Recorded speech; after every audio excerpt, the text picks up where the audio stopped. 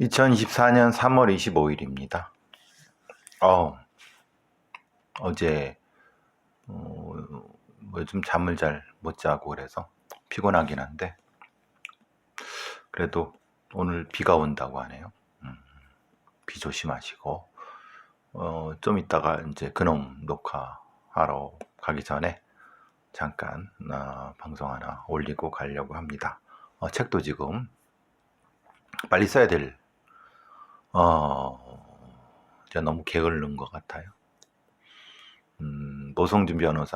모성준 판사의 그 양반이 아마 75년생쯤 되시는데 판사의 그 빨대사회 그 책을 보고 그래도 판사들 중에는 생각 있는 사람들도 있구나. 서울 고법 부장판사쯤 되니까 근데 이제 이 원인 분석하고 또 대안은 저하고는 좀 견해가 다른 것 같습니다. 어쨌든 그 얘기는 책을 통해서 제가 2년 전, 3년 전부터 계속 고민해왔던 거를 이 사람들은 이제 사례가 있고 그러니까 팍팍 써내고 있네요. 저는 이제 유튜브나 아니 방송에서 이제 먹고 사는데 이제 가려고 하고 또 이것도 변명입니다. 빨리빨리 쓰겠습니다. 좀 전에 그 전국 의대 교수 협의회에 김모하는 그 비상대책위원장이 기자들이랑 질의응답을 하는데 예를 들면 이런 겁니다. 충북대가 40명에서 200명으로 정원이 늘었다. 5배가 된 거죠. 근데 실제로는 이거는 이제 문서상에 있는 거고 허황된 거고 사실 주먹구구식이다. 왜냐? 예를 들면 이제 지금 충북대 병원의 환자 수와 를 기준으로 했을 때 그러니까 전공의가 이제 200명이 충북대에서 나온 충북대 의대를 졸업한 4년 뒤에 졸업하고 이제 5년 뒤에는 레지던트 과정이 되겠죠. 그 사람들이 이제 전공의로 들어가서 수련할 수 있는 충분한 환자 수가 안 된다. 왜냐하면 충북 지역 그리고 충북대 병원 자체가 그렇게 크지도 않고 그러기 때문에 200명이 주먹구구시다라고 얘기를 하는 거예요. 사실 그 말이 틀린 건 아니죠. 왜냐하면 왜 우리가 빅5 서울에 있는 서울대병원, 아산병원, 삼성의료원, 그다음에 가톨릭의대 성심병원, 세브란스 빅5에는 전국에서 진짜 온갖 환자들이 다 오기 때문에 거기는 그만큼의 다양한 형태의 전공의들을 봅니다. 전공의들이 경험을 하고 그것을 배우고 그렇습니다. 그걸 이제 수술도 하고 막 그렇습니다. 그러니까 인구가 많은, 그러니까 환자가 많이 오는 데에 많은 전공의를 해야지 전공의들이 충분히 수련할 수 있다라고 하는 것은 논리상으로는 그게 맞습니다. 그런데 전제는 뭐냐면 환자가 많기 때문에 전공의가 많은 것을 감당할 수 있다라고 하는데 반대로 충북대 병원에 전공의가 많고 그리고 그 다음에 그러려고 하면 전임의들을 더 뽑아야죠. 더 뽑을 수 있죠. 왜냐면 지금 앞으로 5년 뒤의 얘기니까. 정부가 충북대 국립대 병원의 의사들을 더 많이, 그럼 거기에 더 많이 채용을 하게 되면은 거기로 좋은 선생들이 있으니까 서울로 수술 받으러 갈 환자들이 충북대 병원으로 가겠죠. 그러니까 전문의와 그 다음에 충북대 병원 시설을 개선을 정부가 약속했으니까 앞으로 5년 뒤에는 될 수 있는 거 아닙니까? 지금은 안 되겠죠. 당장은 안 되겠죠. 물론 그것이 이제 건물이 확장되고 그것도 뭐 문제가 될 수 있지만 그 정도는 건물이 확장되는 부분은 뭐 다른 방식으로도, 왜냐하면 옆에 있는 건물을 확대해서라도 충분히 할 수 있는 부분이 있는 거죠. 그럼 그것도 이제, 그럼 의료 시설의 문제냐? 시설은 그렇게, 그 전문의들, 그 어떤 수술을 할 수 있고 어떤 건, 그럼 그렇게 되면 당연히 전문의들이 많아지면은, 그럼 교수들이 또 많아지고, 그러면 환자들이 오겠죠. 환자들이 오면은 다양한 환자들이 올 테니까 거기에 맞는 수련 시스템이 되겠죠. 그러니까 그 교수의 말은, 의대 지금 비상대책위원회 말, 그 교수라는 자의 말은 지금 현실을 놓고 봐서는 당연히 충북병원이 환자도 적게 오고 전문의도 없는데 그게 어떻게 지금의 5배가 되는 전공의들을 수련시키느냐라고 하는. 그러니까 이게 흔히 말하는 모르는 사람들을 후려치는 아주 이 지식인이랍시고 떠들어대는 아주 얄팍한 술수라고 생각이 듭니다. 의사들이 이 정도의 머리밖에 안 되나요? 당연합니다. 당연히 의대 정원을 확대하면은 그들이 배워야 될 것은 분명히 교수가 더 있어야 되고 강사가 더 있어야 되고, 당연히 또 크게 말하는 시신, 말하자면 해부 실습할 시신이 있어야 됩니다. 그런데 지금은 충분합니까? 지금은 해부 시신 충분합니까? 아니, 지금도. 그거는 실제로는 그건 법과 제도를 다른 쪽에서 바꿔야지. 말하자면 부검의법이라든가, 예를 들면 이런 겁니다. 제가 왜 계속 부검의법을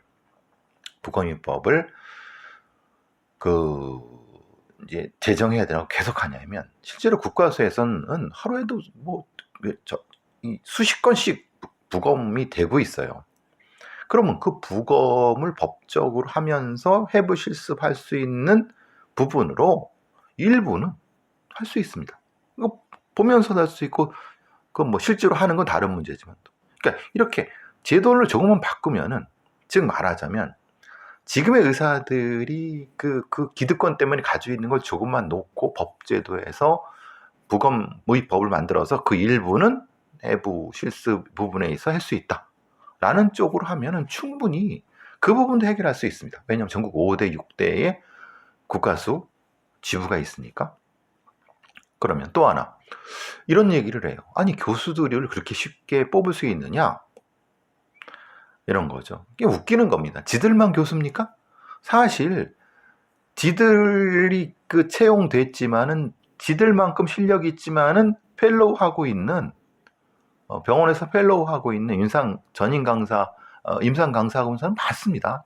그들한테 기회만 주면은요, 그들 국립대나 사립대 교수 충분히 됐으면 그 사람들이 실력이 없는 게 아닙니다.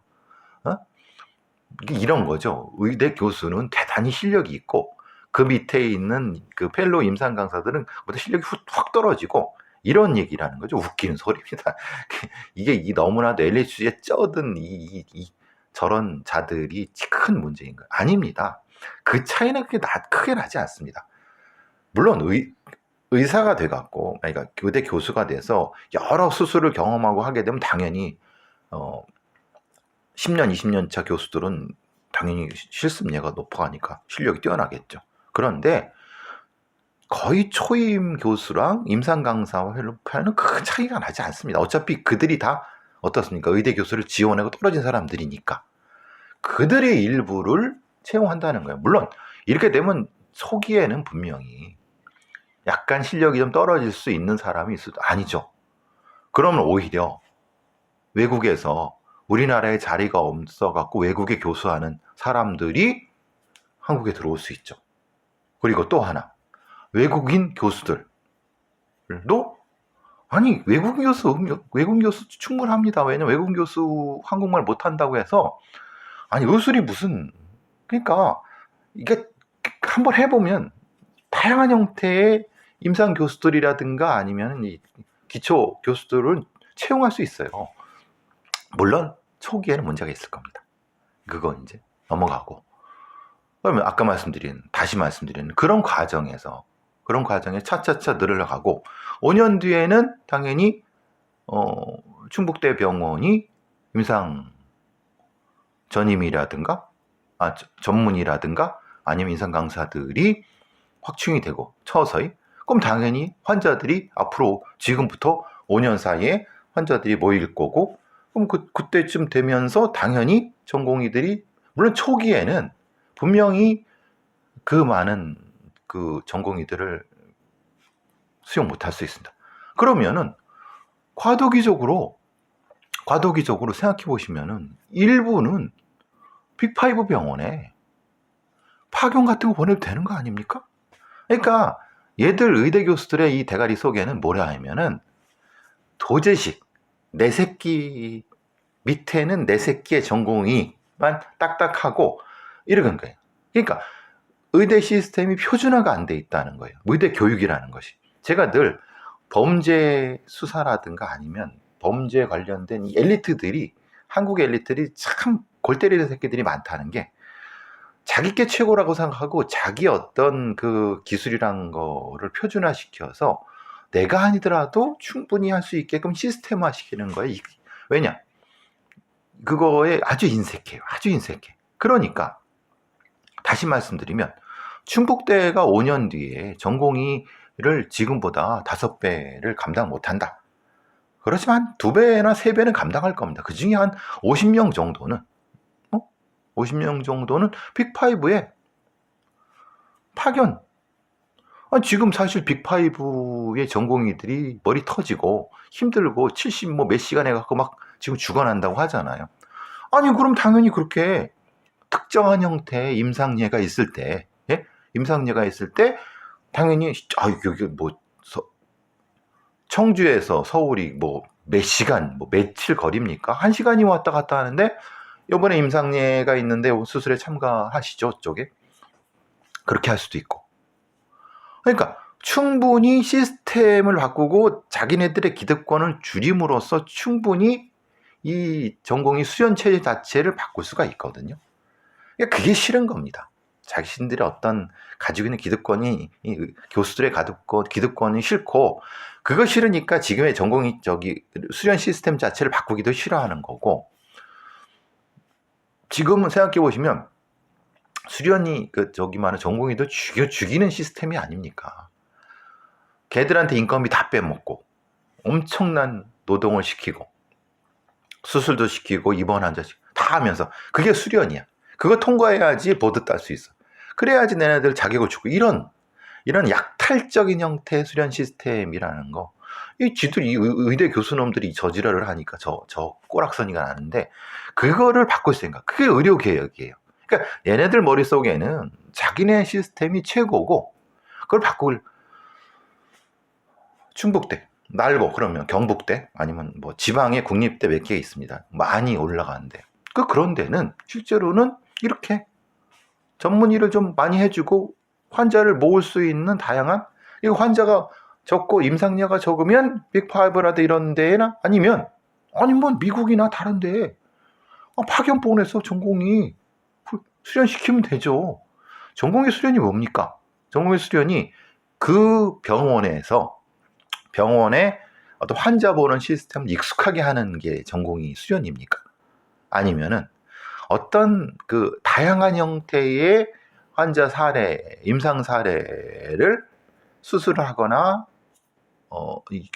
의료 행위를 실습함으로써 하는 겁니까? 이 기준도 명확히 해야죠.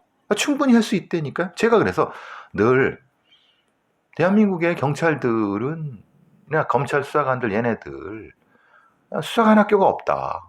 수사를 제대로 배우지 못했다. 제대로 해서 교과서를 가지고 정규화된 걸로 하는 것이 아니라 도제식으로 자기 사수에 따라 달라지고, 이게 무슨 현대사회의 시스템이냐, 이런 말씀을 같은 맥락에서 드리는 겁니다. 제가 사실 오늘 범죄 교과서 쓰면서 항상 하는 말이, 대한민국에는 학생들이 제대로 볼 만한 범죄학 교과서가 없어요.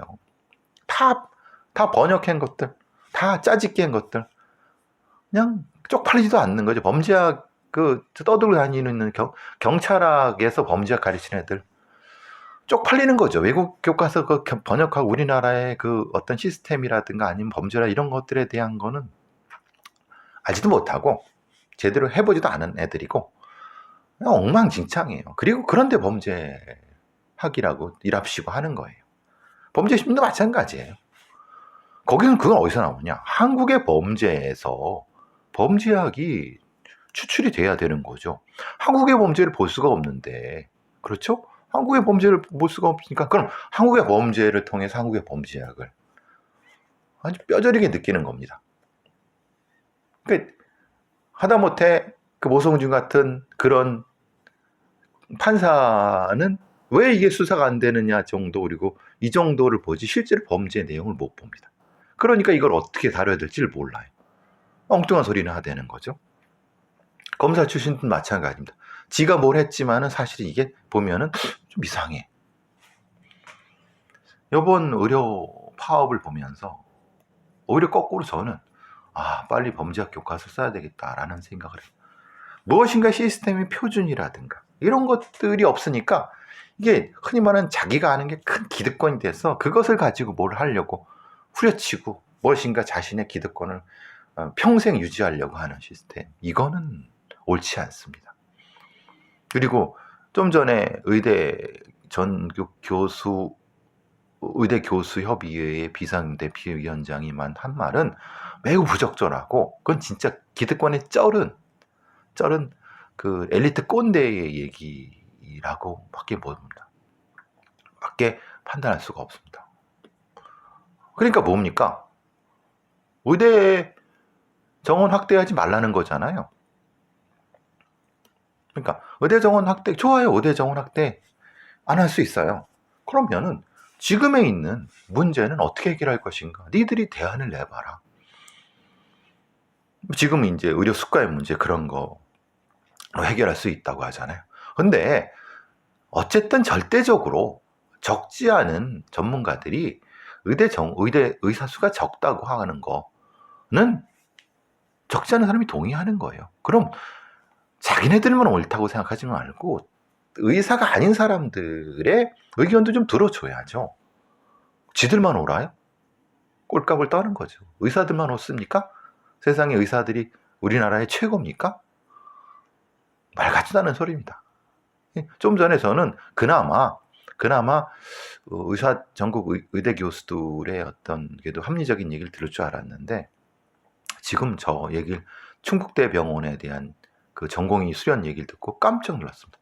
야, 쟤네들이 저 따위로밖에 생각 못하는구나. 큰일이네.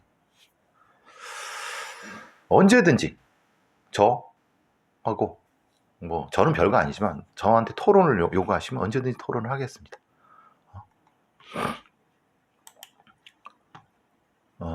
오늘 사실 이 한국일보에 재미있는 기사가 났는데 여러분 영장 심사를 받아요.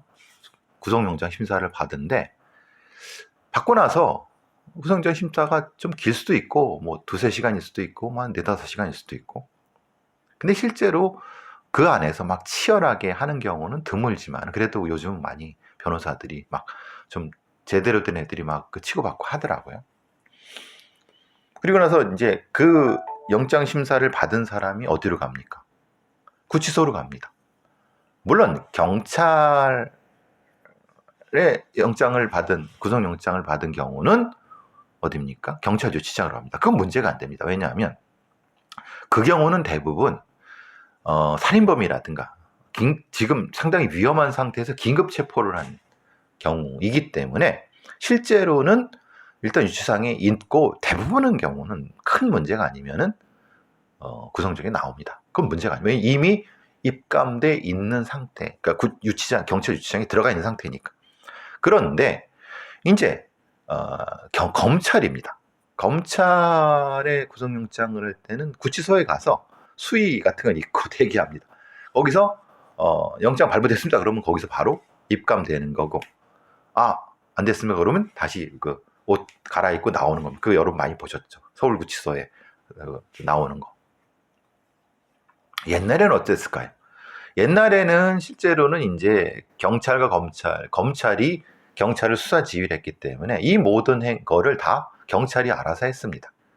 그리고 서울중앙지검 같은 경우는 서초경찰서 유치장을 애용을 했습니다. 거기서 그냥 대기하면 되는 거니까. 그러니까 옛날에는 문제가 안 됐어요. 왜냐하면 검경수사권 조정 이전에 그 수사 지휘권 같은 거를 폭넓게 하니까 검사가 그 구속영장 저기 서초경찰서 유치장이 데리고 있으세요. 그럼 거기에 딱 했는 겁니다. 문제가 안 됐어요. 근데 이제 검경수사권 조정 그리고 또 하나는 그 이전에 왜 검사의 구속영장을 왜 우리가 해? 라고 해갖고 이것도 이제 니네들이 해야지. 사실 옛날에는 검사들이 함부로 경찰들 인력을 빼갖고 자기네들 구속하는 거 다 일일이 다 시키고 왔다 갔다 하게 했습니다. 형사들 바빠 죽겠는데 이거 옛날에 그랬다고 쳐도 지금은 이제 그렇게 안 됩니다. 그러면 검사가 구속영장을 청구하려고 하면은 검찰청 내에 유치장을 두면 되는 거 아니냐 라는 첫 번째 대안이 있죠. 근데 검찰청 내에는 그걸 하기가 싫어해. 왜냐면 그런 거 힘든 거 짜증나고 귀찮은 거 하기 싫어. 또 문제 생길 수도 있으니까. 그러니까 구치소에 가서 하는 겁니다. 그러니까 사실 생각해 보면은 이거는 인권위에서도 이게 말이 되느냐. 이게 구속될지 안 될지도 모르고 무죄 추정의 원칙이 그러면 거기 가서 지문 찍고 머그샷 지문 찍고 머그샷 찍고 수의 입고 수의는 아니지만 뭐 요즘은 저기 추리닝 같은 거 입고 하는데 그게 말이 되느냐. 그게 아니라 어쨌든 그럼 법정 옆에 법정 옆에 그러니까 서울지법 같은 거 지법 옆에 그 공간을 더 갖고 거기서 하면 되는 거 아니야? 그럼 누가? 그럼 법원 직원이 그 흔히 말하는 구속영장 처분받은 사람을 거기 보호하고 있어야 돼. 무슨 난동을 벌릴 수도 있고 막 그런 거잖아요. 그건 좀 애매하죠. 결국은 경찰의 문제는 경찰 유치장이 있으니까. 그러면은 차라리 검찰청 옆에 검찰청 안에 그 공간을 마련하는 방법 첫 번째. 더럽고 치사하더라도 경찰서의 유치장을 일부 이용하는데 그거는 사실 경찰이 아니야. 사고 나면 너네들 아니니까. 뭐 법원은 결국은 이 검찰이나 법원이나 얘네들이 힘든 일, 더러운 일 하기 싫으니까 결국은 여기에 구속영장을 청구받은 그 사람의 피의자의 인권을 심각하게 침해하고 있는 거죠. 그래서 차규군은 국가 손해배상 소송을 제기해서 이건 자기가 검사 출신이니까 그러니까 분명히 이거는 문제가 해결돼야 됩니다. 이건 검찰이 자기가 편의주의죠. 그러니까 서울중앙지검 옆에 그 안에 사무실 하나 만들어갖고 해. 근데 이게 한둘이 아니니까 싫으면 그럼 좀 큰 데를 해야 되는 거 아닙니까? 그래도 그 공간은 없어. 그럼 별도로 무슨 건물을 마련하든가. 근데 건물을 마련하면 거기 또 누가 뭐라고 하니까 그럼 이런 문제가 되고. 어쨌든 이 부분은 분명히 해결을 해야 되는 부분입니다. 여전히 구치소에 대기하는 것은 피의자들의 어떤 인권을 침해하는 것은 명확한 겁니다. 그리고 그러면 이제 중간을 할 수 있죠. 구치소에 대기한다 치자. 어차피 그 단어가 와서. 그러면 적어도 지문 채취나 촬영 같은 걸 하지 말자. 어차피 구속될지 않을지 모르는데 왜 지문을 채취하고 왜 사진 촬영해? 거기 그냥 앉아서 그냥 책을 보고 있던가 대기하는 거지. 사복 입고 그걸로. 그럼 맞습니다. 그러면 거기서 옷 갈아입고. 근데 문제가 구속영장이 아침에 10시에 들어가면 보통 발부되는 것이 오후 될 수도 있지만 늦게 해서 밤 10시, 11시 넘어갈 수도 있어요. 그럼 그때 이제 부지런히 막 그 옷 갈아입고 사진 찍는데 그 구치소 직원들도 퇴근해야 되는 거란 말이에요. 그게 안 된다. 그러니까 절차상 편의로 미리 해놓는 거죠. 그런데 법무부도 분명히 알아요. 구인 피의자, 이건 구인된 거죠. 피의자의 신체의 자유와 인권을 보죠. 거꾸로 이렇게 할 수 있어요. 야, 네가 구속영장이 나왔는데 뭐 그냥 집에 가 있어. 아니면 근처에 카페에 가 있든가. 영장 나왔으면 구치소에 출두해. 이렇게 해도 돼요. 상황에 따라서. 그럼 여러분 생각해요. 도망갈 수 있잖아요. 어차피 그 불구속 재판이 불구속 재판이 원칙이니까 도망갈 수도 있잖아요. 여기서 문제. 도망가면은 그래 유죄. 넌 도망가면 유죄야. 유죄로 인정하는 거야? 라는 형태로 바꿔야죠. 제가 늘 말씀드리는 게 김봉현이가 도망갔는데 그 도망간 것이 실제로는 아무런 그의 유죄 무죄 여부하고 아무런 관련이 없어. 말 같지도 않은 소리죠. 그러니까 구치소에 입감 영장이 나오는 건 맞아. 근데 네가 오든 않든 상관없어. 근데 만약에 영장이 발부됐는데 안 오면은 넌 유죄를 인정하는 거야. 그거를 전제하고 영장을 발부하든 대기하든 이런 방식도 사실은 고민해 봐야 됩니다. 그러니까 되게 다양한 방식으로 법무부, 검찰이나 법원이 고민을 해야 되는데 얘네들은 구인된 사람의 인권은 의미가 없어요. 별로 신경 안 써요. 그냥 뭐 지들 마음대로. 이것도 고쳐야 되는 부분이다. 이런 얘기를 말씀을 드리면서 저는 녹화하러 가겠습니다.